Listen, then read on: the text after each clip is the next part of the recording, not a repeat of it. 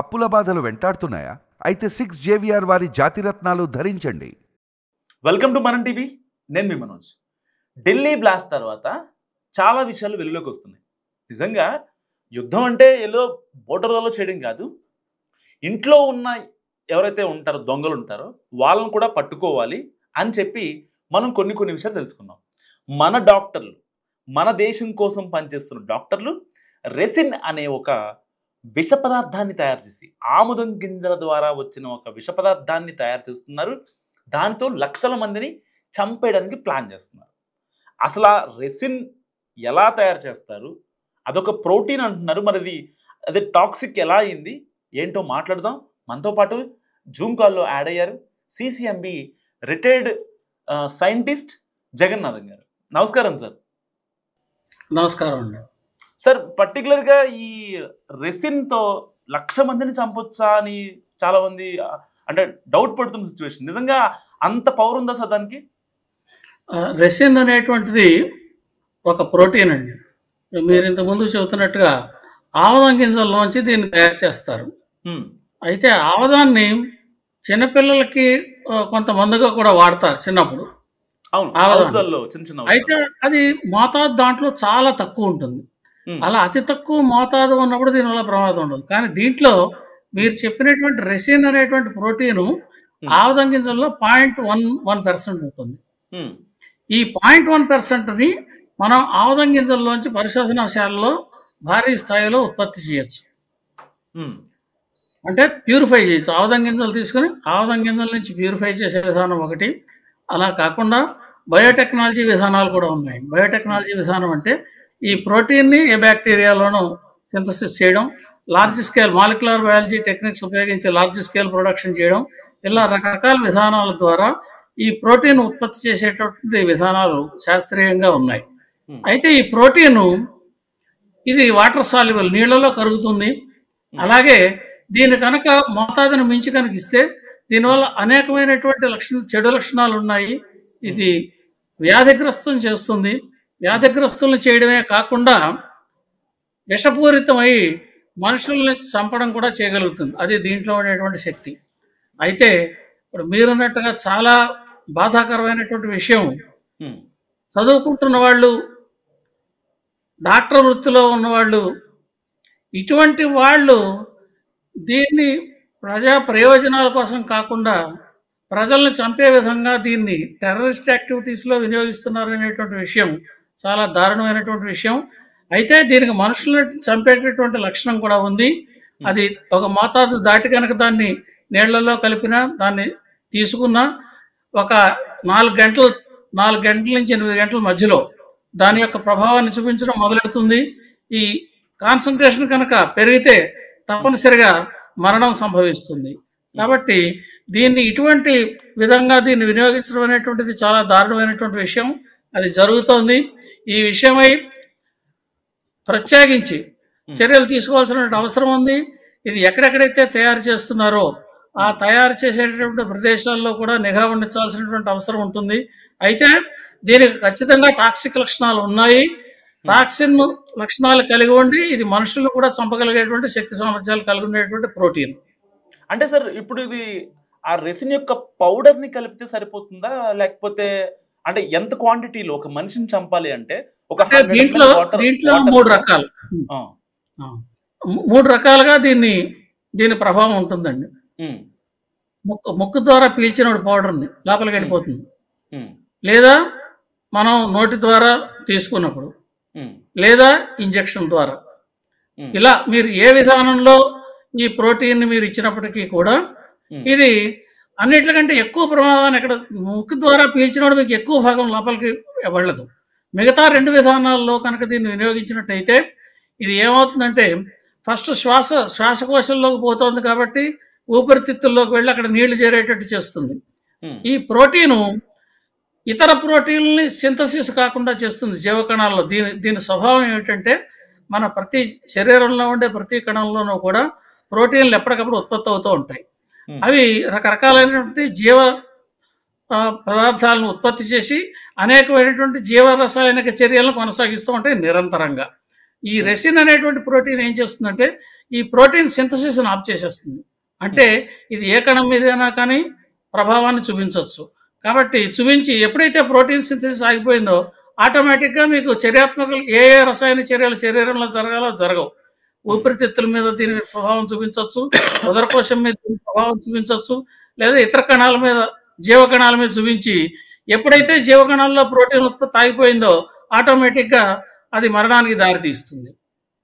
అంటే సార్ ఇప్పుడు ఇది రెసిన్ ప్రభావం ఓన్లీ పెద్దవాళ్ళపై ఉంటుందా, చిన్నపిల్లలపై ఉంటుందా, ఏ ఏజ్ వాళ్ళపై? ఆల్రెడీ షుగర్ అన్ని ఏజ్ల వాళ్ళ మీద ఉంటుంది. దానికి ఆ ఏజ్తో సంబంధం లేదు. ఇది టాక్సిన్ ఫలానా చిన్నపిల్లలకైతే ప్రభావం వెంటనే చూపిస్తుంది. పెద్దవాళ్ళకైతే కొంచెం టైం పడుతుంది, 4 గంటల నుంచి 8 గంటలు పడుతుంది. కొంతమందికి అయితే తట్టుకోగలిగిన వాళ్ళు 24 గంటల్లోగా, ఖచ్చితంగా రమారమి 10 గంటల్లోగా ప్రతి వాళ్ళకి కూడా దీని మీద స్వభావం చూపిస్తుంది. కొంతమందికి ఇమీడియట్గా వచ్చేటువంటి లక్షణాలు ఏంటంటే వాంతులు, వికారం రావడం, లేదా ఫీవర్, ఇలా రకరకాలైనటువంటి సిమ్టమ్స్ని చూపిస్తుంది. అయితే ఎప్పుడైతే దీన్ని వారలుగా తీసుకోవడం గమనించారో, వారలుగా తీసుకున్నారో, ఆ రకంగా వారలుగా తీసుకున్నట్టుగా మనకు నిర్ధారణ జరిగిందో దాంట్లో కొంతసేపు వీళ్ళని రక్షించడానికి అవకాశం కలుగుతుంది. ఎందుకంటే వారలుగా తీసుకున్నప్పుడు ఇది శరీరంలోకి ఇసిమిలేట్ అయ్యి వివిధ కణాల్లోకి ప్రవేశించేలోగా కొన్ని డాక్టర్ల దగ్గరకు తీసుకెడితే దీనికి వారల్ ఫ్లూయిడ్స్ని ఎక్కించడం ద్వారా శరీరంలోకి, లేదా తర్వాత ఇతరత్ర డీటాక్సిఫై చేసేటటువంటి విధానాల ద్వారా కొంత చేయడానికి అవకాశం ఉంటుంది.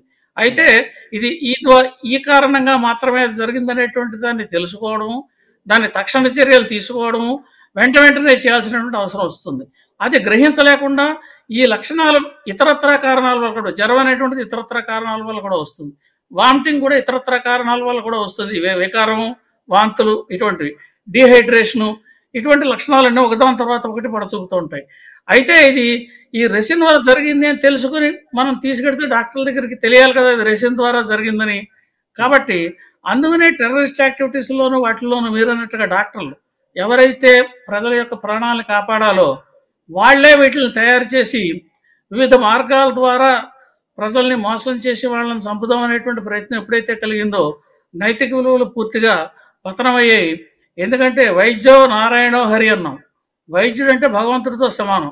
అటువంటి వైద్య వృత్తిని, ఎంతో పవిత్రమైనటువంటి వైద్య వృత్తిని స్వీకరించినటువంటి వాళ్ళు ఇటువంటి కార్యక్రమాల్లోకి తెగబడ్డం అనేటువంటిది చాలా ఆందోళనకరమైనటువంటి విషయం. ఇప్పుడు మీరు ఎవరి మీద నిఘా ఏ రకంగా ఉండించాలి అనేటటువంటి ఒక పెద్ద ప్రమాదకరమైనటువంటి పరిస్థితి మన ముందు తలెత్తి ఉంది. కాబట్టి ఇది ఎప్పుడైతే ప్రజల్లో తక్కువ మోతాదులో వెళ్ళినప్పటికీ కూడా కొంత 4-5 గంటల్లో అయ్యేటప్పటికల్లా ఈ రకమైనటువంటి లక్షణాలు కనిపిస్తున్నాయో అటువంటి డాక్టర్ల దగ్గరికి మనం ఎవరి దగ్గరికి వెళ్ళాలి, ఎవరి దగ్గరికి వెళ్ళకూడదు, పెద్ద ప్రశ్నార్థకంగా మారింది. కాబట్టి ఈ రకమైనటువంటి లక్షణాలు ఉంటాయి. తప్పనిసరిగా దీనికి మనుషులటువంటి చంపేటటువంటి లక్షణం ఉంది, మృత్యువాత పడతారు. కాబట్టి జాగ్రత్తలు మాత్రం తప్పనిసరిగా తీసుకోవాల్సిన అవసరం అయితే. ఇది వాటర్ సాల్యుబుల్, ఇంకో చాలా ముఖ్యమైనటువంటి విషయం, నీళ్లలో సాల్యుబుల్ అండి. ఇది నీళ్లలో సాల్యుబుల్ అంటే మీరు ఏ నీళ్లలో కలిపి మీరు ఏదైనా వాటర్ ట్యాంకులో కలిపారంటే అవుట్, ఆ మొత్తం ప్రదేశం అంతా కూడా ప్రమాదానికి గురవుతారు. కాబట్టి ఇటువంటి పరిస్థితుల్ని గ్రహించడము, ఇటువంటి కార్యక్రమాలు చేసే వాళ్ళపై పూర్తి నిఘా ఉంచడం అనేది చాలా అవసరం. చాలా ఈజీగా తయారు చేసి దీన్ని ల్యాబొరేటరీస్లో చెప్పాను ఇందాక, బయోటెక్నాలజీ విధానాల ద్వారా తయారు చేయొచ్చు, లేదా ఆముదం గింజల్లోంచి తయారు చేయొచ్చు. అందులో తక్కువ మోతాదులో ఉంటే ఎక్కువగా ఉత్పత్తి చేసేటువంటి విధానాలు ఉన్నాయి. విధానాలు ఎప్పుడైతే ప్రజల చేతిలో ఉన్నాయో అయితే ఇవి సులభంగా తయారు చేయడం కాదు, కొంత టెక్నికల్గా వీటిని ప్రోటీన్ ఎక్స్ప్రెషన్ చేయగలగము, దాన్ని ప్యూరిఫై చేయగలగము, కలిగినటువంటి ఇటువంటి శక్తి సామర్థ్యాలు కలిగి ఉన్న వాళ్ళు మాత్రమే చేయగలుగుతారు. కానీ ఉత్పత్తి మాత్రం ఎక్కువ స్థాయిలో చేయడానికి ఆస్కారాలు అయితే ఉన్నాయండి దీనికి. సార్, ఢిల్లీ బ్లాస్ట్ తర్వాత అమోనియం నైట్రేట్ చాలా పెద్ద ఎత్తున స్వాధీనం చేస్తున్నారు యాంటీ టెర్రరిస్ట్ స్క్వాడ్ ఎవరైతే పోలీసులు ఉన్నారో ఆ బృందాలు. సో ఇలాంటి నేపథ్యంలో ఆ అమోనియం నైట్రేట్ కొన్ని ఆర్డిఎక్స్ల సమానం. ఏదైతే ఢిల్లీ బ్లాస్ట్ జరిగిందో దానికి డబల్ జరిగే ఛాన్స్ ఉంది ఒకవేళ వాటిని పట్టుకోకపోతే అని చెప్తున్నారు. నిజంగా అంత ఎక్స్ప్లోజివ్ మెటీరియల్ అది? అమోనియం నైట్రేట్ అనేటువంటిది తనంతటి తానుగా అంత ఎక్స్ప్లోజివ్ కాదండి. అంటే అమోనియం నైట్రేట్ మీరు బ్యాగుల్లో నింపించి ఒక చోట నుంచి ఒక చోటకి రవాణా చేయొచ్చు, దానంతటికి అది కాదు. ఎప్పుడైతే అమోనియం నైట్రేట్ ఈ TNT, ట్రైనైట్రోటాల్వేను, RDX ఇలాంటి వాటితో కనుక కలిసి ప్రభావాన్ని చూపించిందో విపరీతమైనటువంటి ఎనర్జీని ఉత్పత్తి చేస్తుంది. పేలుడు పదార్థంగా సంభవిస్తుంది. ఈ పేలుడు చాలా ఎక్కువగా బాంబులు ఏ స్థాయిలో ఉంటాయో ఆ స్థాయిలో పేలుడు జరిగి నేను చూసాం కదా. ఈ అమోనియం నైట్రేట్ అనేటువంటి దాన్ని లోగడ కూడా టెర్రరిస్టులు ఇతర దేశాల్లో కూడా వాడారండి. ఇప్పుడు విస్కాన్సిన్లో 1970s అమెరికా లాంటి ప్రదేశాల్లో కూడా అక్కడ దీన్ని టెర్రరిస్టులు ఉగ్రవాద కార్యక్రమాలకి దానికి పేలుళ్లుగా వాడడానికి ఈ అమోనియం నైట్రేట్ని ఇతర పదార్థాలతో కలిపి చేసినప్పుడు విపరీతమైనటువంటి శక్తి విడుదలవుతుంది. ఈ శక్తి విడుదలవడం బాంబులు ఎంత ఎనర్జీ అయితే ఉంటాయో అంత ఎనర్జీతో నేను చూసాం కదా. కార్లు చుట్టుపక్కల ఉన్న కార్లన్నీ కూడా తొనతనకలైపోయాయి. ఒక 200 మీటర్ల లోపల ఉన్నటువంటి కార్లు మొత్తం అన్నీ కూడా నాశనం అయిపోయాయి, సర్వనాశనం అయిపోయాయి. అంతటి శక్తిని ఉత్పత్తి చేయగలిగేటువంటి శక్తి దీనికి ఉంది. అయితే ఈ అమోనియం నైట్రేట్ తయారీ కూడా పరిశోధనాశాలలో తయారీ చేయొచ్చు. మనకి ఈ అమోనియం నైట్రేట్ని ఎరువుల కింద కూడా వాడతారు. కానీ దాని వాడకం కంటే కూడా ప్రపంచవ్యాప్తంగా మనం చూస్తే దీని పేలుడు పదార్థాల్లో వాడేటటువంటి చర్య ఎక్కువగా అనేక చోట్ల జరుగుతోంది. కాబట్టి దీని ఉత్పత్తి, దీని మీద నియంత్రణ, దీని రవాణా, ఇలా అనేకమైనటువంటి విషయాలపై దీనిపై నియంత్రణ ఉండించాలి. ఇప్పటికే ministry of commerce, government of India వాళ్ళు దీని మీద అనేకమైనటువంటి మార్గదర్శకాలు రూపొందించారు. దీన్ని ఎవరెవరు ఉత్పత్తి చేయాలి, ఎక్కడికి రవాణా చేయాలి, ఈ రవాణా నిఘా ఏ రకంగా ఉండించాలి, ఏ రకమైనటువంటి స్టాండర్డ్ ఆపరేటింగ్ ప్రొసీజర్స్ తీసుకోవాలి, రవాణాలో కావచ్చు, ఉత్పత్తి చేసే పరిశ్రమల దగ్గర కావచ్చు, లేదా అది టార్గెటెడ్ ఏ ప్రదేశాలకు పంపించారో అక్కడ కావచ్చు. కాబట్టి దీన్ని బాంబుల తయారీలోనూ వాటిల్లోనూ కూడా దీన్ని ముఖ్యంగా డిఫెన్స్ రంగంలో వాడతారు. ఇందాక మీరు అడిగిన రిసిన్ కూడా డిఆర్డిఓ ల్యాబొరేటరీస్, మన డిఫెన్స్ ల్యాబొరేటరీస్ వాళ్ళు కూడా దీన్ని అధిక స్థాయిలో ఉత్పత్తి చేస్తారండి. దీన్ని జీవ మారణాయుధంగా కూడా వాడతారు రెసిన్. ఇందాక మీరు రెసిన్ గురించి అడిగినట్టు చెప్పడం నేను ఆ పాయింట్ యాడ్ చేయలేదు. జీవ రసాయన ఆయుధంగా కూడా దీన్ని వాడడం తెలుసు. కాబట్టి ఈ అమోనియం నైట్రేట్ కావచ్చు, రెసిన్ కావచ్చు, ఇవి సామాన్య పదార్థాల నుంచి ఉత్పత్తి చేయడం, వాటి యొక్క ముడి పదార్థాలు సులభంగా లభ్యం కావడము, ఇటువంటి వీటి తయారీకి మరింతగా దోహదం చేస్తాయి. కాబట్టి ఈ ఉత్పత్తి చేసేటప్పుడు, వీటిని రవాణా చేసేటప్పుడు ఎవరెవరైతే ఎక్కడ, ఇప్పుడు మనకి కొత్తగా వచ్చినటువంటి సమస్య, ఇప్పుడు మీరు ఇందాక చెప్పినటువంటి దానిలో వచ్చింది ఏంటంటే, హాస్పిటల్స్, యూనివర్సిటీస్లో కూడా తయారు చేసి అమోనియం నైట్రేట్ కావచ్చు, రెసిన్ కావచ్చు, ఎవరెవరైతే చేస్తున్నారో వాళ్ళ మీద ఎందుకు చేస్తున్నారు, వాళ్ళు దాన్ని ఏ విధంగా వినియోగిస్తున్నారు అనేటటువంటి ఆడిటింగ్ కూడా అడగాల్సినటువంటి పరిస్థితి వస్తుంది. ఇప్పుడు కేవలం యూనివర్సిటీల్లో పరిశోధనగా మేము చేస్తున్నాం అని ఎవరైనా చెబితే డాక్టర్ల దగ్గర నుంచి వస్తుందంటే ఎంత దారుణమైనటువంటి పరిస్థితో చెప్పండి. హాస్పిటల్లో పనిచేసే ప్రొఫెసర్స్, డాక్టర్స్ దగ్గర ఎవరైతే మనుషుల ప్రాణాలను కాపాడాలో వాళ్లే ప్రాణాలను తీసేటటువంటి పరిస్థితికి వచ్చిందంటే మనం ఎవరిని నమ్మాలి, ఎవరిని నమ్మకూడదు. నైతిక విలువలు పూర్తిగా పతనమైపోయినటువంటి పరిస్థితి. కాబట్టి దీని మీద నిఘా ఉండించడము, ఉత్పత్తి, రవాణా ఇవి ఎక్కడ జరుగుతారో ఎప్పటికప్పుడు చేయడము, ఇవి ఏ ఏ పరిశోధనాశాలలో చేస్తున్నారో, వాళ్ళని ఎందుకు చేస్తున్నారో దానికి auditing.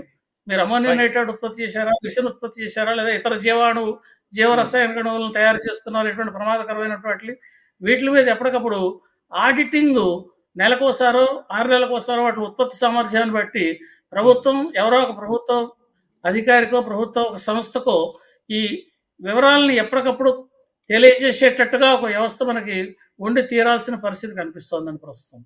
Right. Thank you sir. Thank you so much. నమస్కారం.